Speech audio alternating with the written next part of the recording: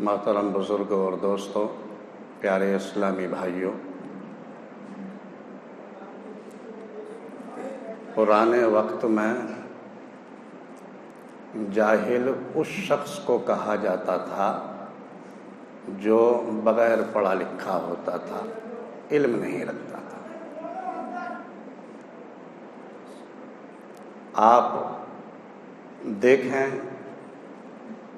کہ جب آپ پہلے نماز پڑھتے تھے، عشاء کی نماز، تو 17 رکعت نماز پڑھا کرتے تھے۔ اب کچھ علم آپ کے پاس آیا، کچھ لوگوں نے ادھر ادھر کی باتیں بتا دی، تو وہ 17 رکعت نماز کی جگہ صرف 9 رکعت نماز ہی پڑھ رہے ہیں لوگ،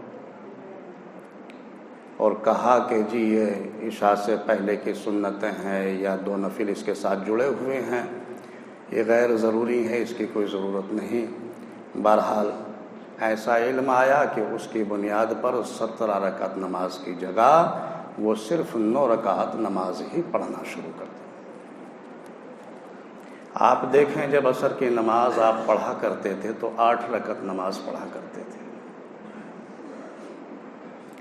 آپ کی نمازوں میں خشوع بھی تھا، خضوع بھی تھا، لگن تھی، اور اللہ کے حضور آپ نماز پڑھتے تھے بڑی محبت اور فکر کے ساتھ۔ لیکن جیسے جیسے آگے آپ کے پاس علم آیا، پتہ چلا لوگوں سے، ارے بھائی تم 8 رکعت کیوں پڑھتے ہو؟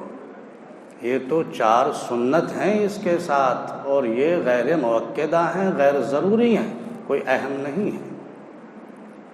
آپ نے وہ 4 سنتیں بھی چھوڑ دی اور صرف 4 فرض پڑھنے لگے۔ یعنی مسلمانوں، جیسے جیسے تم نے سنتوں سے منہ موڑا، اسی طرح سے دنیا والوں نے تم کو چھوڑا۔ سنتوں سے دوری بنا لی گئی اور سنتوں کو غیر ضروری سمجھ لیا گیا۔ اس کا مطلب کیا ہے؟ کیوں سنتوں سے اتنی نفرت ہو رہی ہے؟ ارے جس نماز کو تم فرض جان کر پڑھ رہے ہو، آپ اس کی حقیقت کو جانیے، یہ بھی سنت ہی ہے۔ بھائی سنت وہی تو کہلاتا ہے جو نبی نے کیا ہو یا فرمایا ہو۔ تو یہ فرض والی نماز بھی تو نبی نے ہی پڑھ کر بتائی ہے، مگر آج اسی ادا کو اگر فرض کہہ دیا جائے تو ہم اس پر تیار ہیں، لیکن سنتوں کا اگر لفظ دے دیا جائے تو بس یہاں ہمیں نفرت شروع ہو گئی اور سنتوں سے ہم نے دوری بنانی شروع کر دی۔ آپ کی زندگی میں جب رمضان المبارک کا مہینہ آتا تھا تو آپ بڑی قدر کرتے تھے، دن کو روزہ رکھتے اور راتوں کو تراویح کی نماز سے ان راتوں کو مزین کرتے۔ جیسے جیسے آگے علم بڑھا، مولوی نے کان میں پھونک دیا کہ ارے یہ تراویح کی نماز جو ہے یہ تو زائد عبادت ہے، اس کا کرنا کوئی ضروری نہیں ہے کہ آپ اس کو کریں، یہ تو زائد عبادت ہے۔ اور پھر وہ آگے باتیں بڑھتی رہیں، کوئی 8 رکعت پر لایا، کوئی مولوی کے 20 کی جگہ 8 رکعت پڑھ لو، کوئی 10 پہ لایا، کسی نے اس کو غیر ضروری زائد عبادت کہا، یہاں تک کہ لوگوں کو اس عبادت سے بھی ہٹانے کی بھرپور کوشش کی گئی اور کی جا رہی ہے۔ پیارے اسلامی بھائیوں، اکثر کہا کرتا ہوں، یہ تراویح کی نماز، اسے تم زائد عبادت کہو یا غیر ضروری کہو، بہرحال یہ ایسی عبادت ہے، یہ ایسا عمل ہے کہ یہ عبادت قرآن کی محافظ ہے۔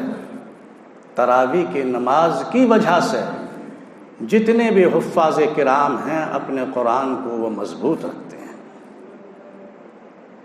اور پوری محنت کرتے ہیں، اس طرح سے حفاظ کرام کے سینوں میں یہ قرآن اچھی طرح سے محفوظ ہے۔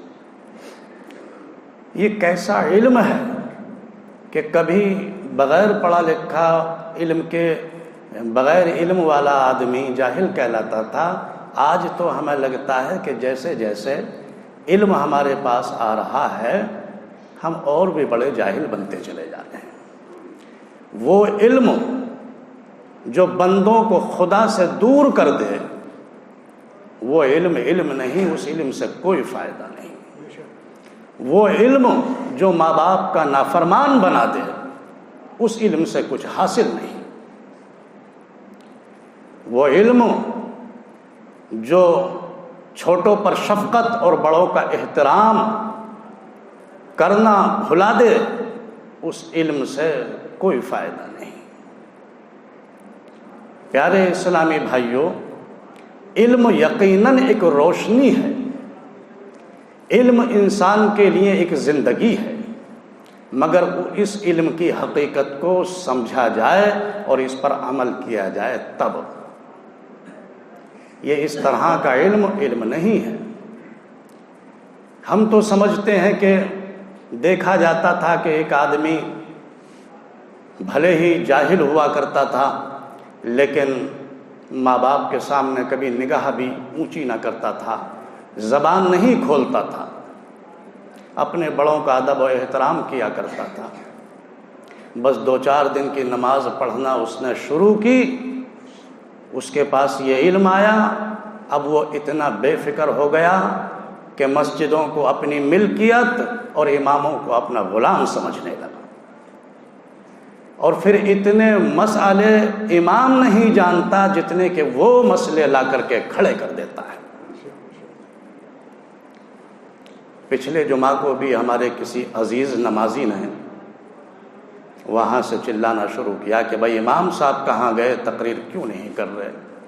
بہرحال اس میں 2 باتیں ہو سکتی ہیں، یا تو ان کو ہماری تقریر پسند آتی ہے اور وہ ہم سے یقیناً محبت رکھتے ہیں تو ان کا جذبہ عشق وہ بول رہا تھا، یا پھر ان کا بے ادبی کا معاملہ تھا، احترام کھو بیٹھے تھے۔ بہرحال یہ ان کا معاملہ ہے۔ میری مجبوری یہ تھی کہ چونکہ قرآن میں ہی میرا دل لگا ہوا تھا اور اسی کی محنت میں لگا ہوا تھا، ذہن ادھر ہی تھا، تو اس لیے کچھ تقریر کی پوزیشن میں نہیں تھا۔ لیکن ہمارے عزیز دوست، اس نمازی کی نیت کے اوپر معاملہ ہے، جیسی ان کی نیت ہو۔ اگر ان کی نیت ہمارے ساتھ محبت اور عقیدت کی تھی تو ہماری بہت بہت دعائیں، اللہ ان کو خوب اجر دے۔ اور اگر ان کی نیت ہمارے لیے بے ادبی کی تھی یا ہماری توہین کرنا مقصد تھا، اللہ تعالیٰ ان کو ادب کی توفیق عطا فرمائے۔ ادب سے ہی انسان ہے، ادب جو نہ سیکھے وہ حیوان ہے۔ پیارے اسلامی بھائیوں، جو آیت